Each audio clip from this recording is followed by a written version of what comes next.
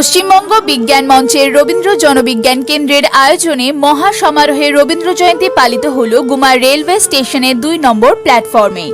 9 মে 2026 তারিখ অর্থাৎ 25শে বৈশাখ 1433 বঙ্গাব্দের সন্ধ্যায় বিশ্বকবি রবীন্দ্রনাথ ঠাকুরের 166তম জন্মদিবসে আয়োজিত এই অনুষ্ঠানে কবির প্রতি যথাযোগ্য সম্মান প্রদান করা হয়।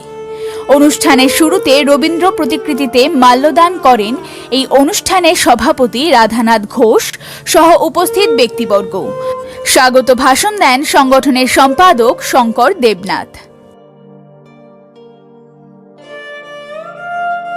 এই অনুষ্ঠানে রবীন্দ্রনাথের নানা দিক নিয়ে আলোকপাত করেন রাধানাথ ঘোষ, পরিতোষ পাল, রমেশ সেন চৌধুরী, সুমন্ত রায়, সুবীর কর্মকার, অরুণ শর্মা, কল্যাণ দাস, বৃন্দাবন ঘোষ প্রমুখ।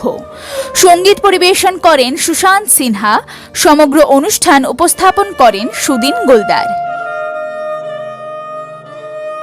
মালবিকা সেনগুপ্তের রিপোর্ট, নিউজ প্রতিধ্বনি, গুমা।